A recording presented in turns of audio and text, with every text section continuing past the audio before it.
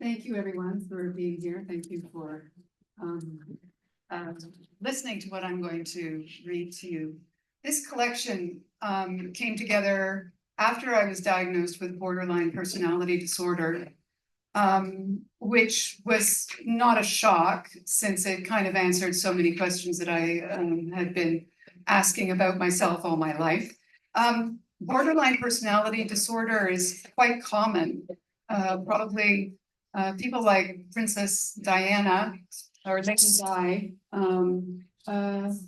There are a number of famous people who were not properly diagnosed, but probably did have the disorder.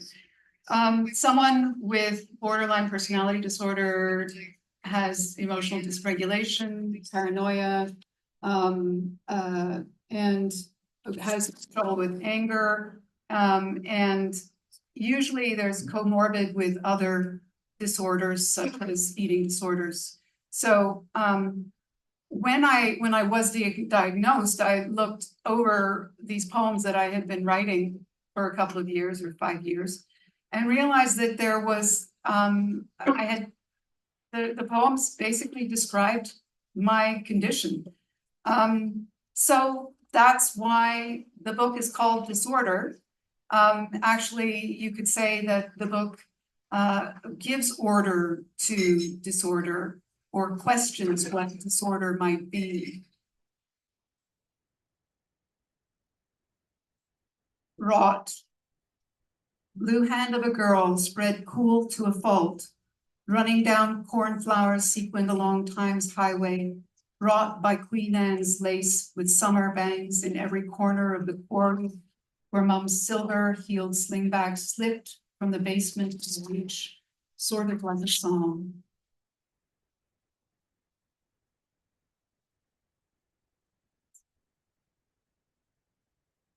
Miracles. For all the boundless time we have to plan, advance, second by second towards dinner, for all our apparent freedom to cut fruit or broil turnips for the stew, moving or bending as we want and reaching with the spoon into this bowl, for all this mobility, we suppose the truth is we are stone-eating walls. Time laughs at us, her miracles look there. A mountain moved, a dragon died, a broken leg. The collection is organized around spaces of a house. I read to you from Basement. There's a small section titled Cake as Paradigm. There are a lot of cake poems. So yeah, and of course, Birthday Cake is the prime. So I'll read a few of those. Icing on the cake. Just so you know, knots are the pyrotechnics of appetite repressant. A kink in the intestine of this birthday cake wrapped in frosted lake. Fired up candles, a flambe of generations dressed with wound calories. Why not blame the complex sodiums, creams, cheese whiz, starched collars al Gaudi? This day, born of layered revenge, cold and no retreat. And I have a few poems about anorexia, and so this is one of them, titled Anorexia. Dirt this pitcher, dig this girth with denting off excess, the skirting, flodding, dish rag, worn chiffon or crepe caved social storms, a pelvis, a cloak, a pose, get under, sleep in your angel food, give shame for free to the first bush growing treacle, fish cake, upside down, a birthday cake, a patty cake, late and red, lame, lone, naked life.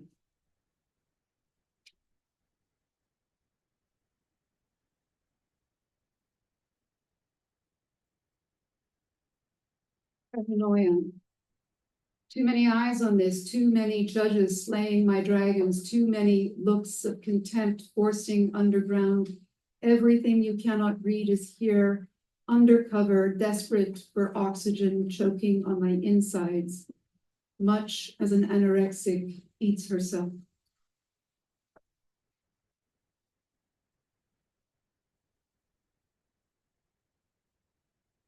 So I'll read this kitchen. In the kitchen, we have anorexic. Starch the steak, pepper the park before you plate my daughter's footwear. Fluvog never tasted as good as those wedding bonbonnieres. Rutty candy wrapped in ribbon tied with thanks for your money, put on your gold shoes. Hour the minutes, then splice each second thin enough to paper cut your hand. 5 seconds is all you need.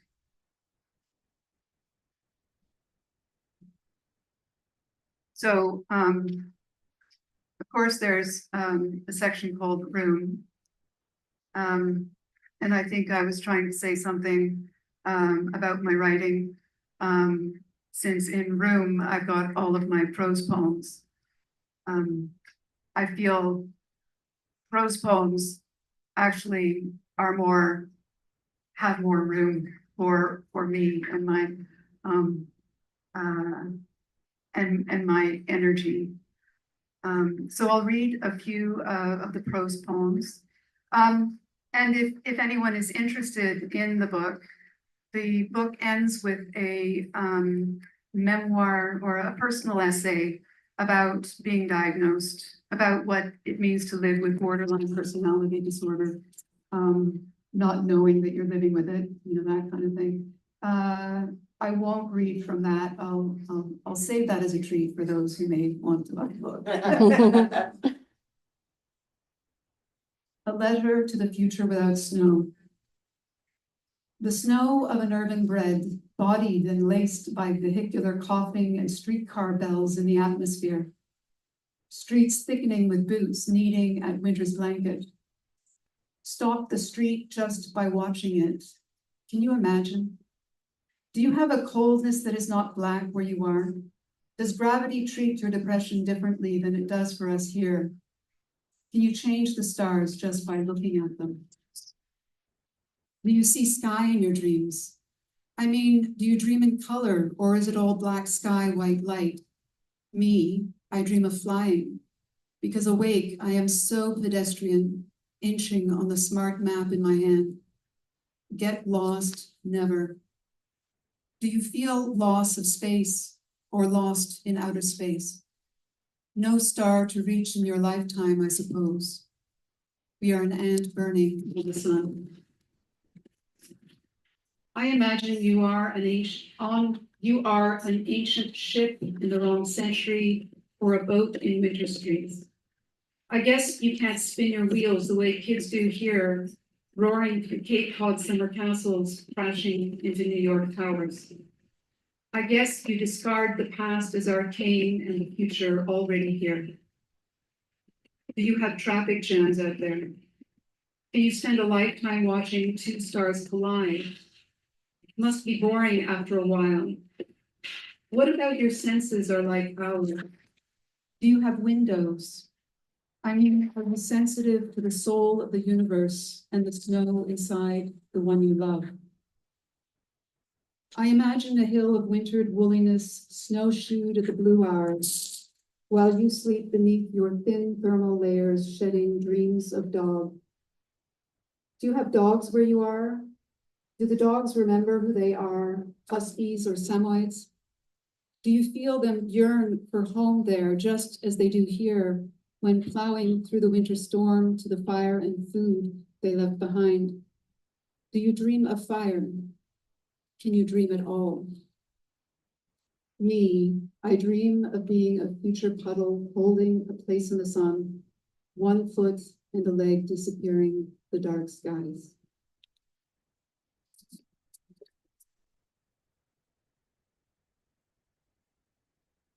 This is, no, I won't read that.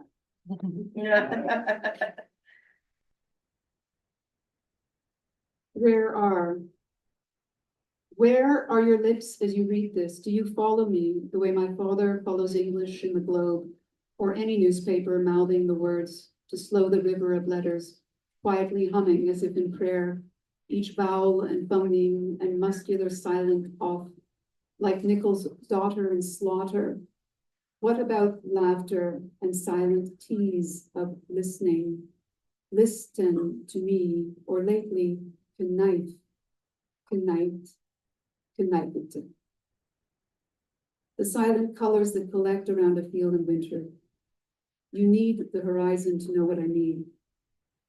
Vast wintered fields at Downsview Hangar rising up from where the boys are playing soccer on Saturday night. The up of sky and the thick overhang of cloud. Let me say that this day is everything. That world has an up and down. It has this, let me say, is the gravity of that matter. Do you follow me? Up the down, and then down under the great hole of this pomegranate.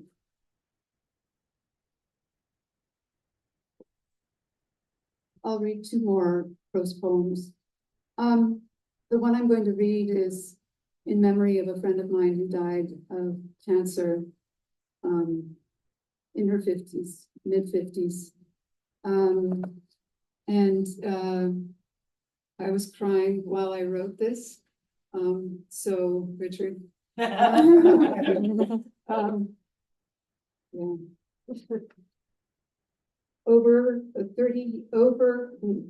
Was there ever 30 years ago? Was there ever anything other than sitting on that patio in your summer dress trying to finish the screenplay? Even then, was there a season ever worn through? Was there a reason to eat eggs instead? Over easy, please. Was there skin before this tarnished silver, delicate as rice paper? Our writing. What about a coffee? Was there another chance to start that memoir? If there was a chance to write this, was there everything necessary in these 30 years? Long drinking through short nights till dawn and crashing. There was a promise and many promises. There was the memoir not yet written. There was never a draft, more eggs over easy, but there was vision. Was there a way to write it before the end? You wanted to give hope by writing after cancer. Was there a more compelling reason to wait? Your chapped lips, water, was there ever a chance to start? 30 years ago, there was never a question, just Doonies, coffee, dreams still fresh, and a new project to finish. Was there a day without cancer? Yes, you say in my head, yes. Every woman was there, sad and unfinished things of 30 years. And I am harping on your unmade memoir, the painting I made of you. Hold it till I'm back. Will you come back? I hear your regrets. I want you here writing. Was there a chance? God damn it, was there ever a chance to write before the end?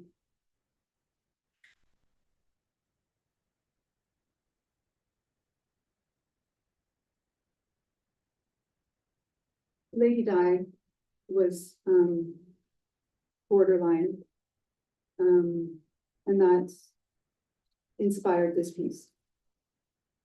Nabatean beauty. I met an American who married the guide who led her through Petra. Prince Charles was guided to take Diana as his bride. Petra was built by the Nabateans. Don't be fooled by their sense of design. They had a lot of skill in carving, but probably used the dirt for a throne and hands their table. The emptiness of beauty is not an ancient proverb, but a place where you can walk the palatial valley, royal envy. Absolute hollow, a kind of alcohol-free vodka. the echo chamber of a glass goblet, gun, cell, all these hollows, sleepy even. For the Nabateans, the face of it was the point.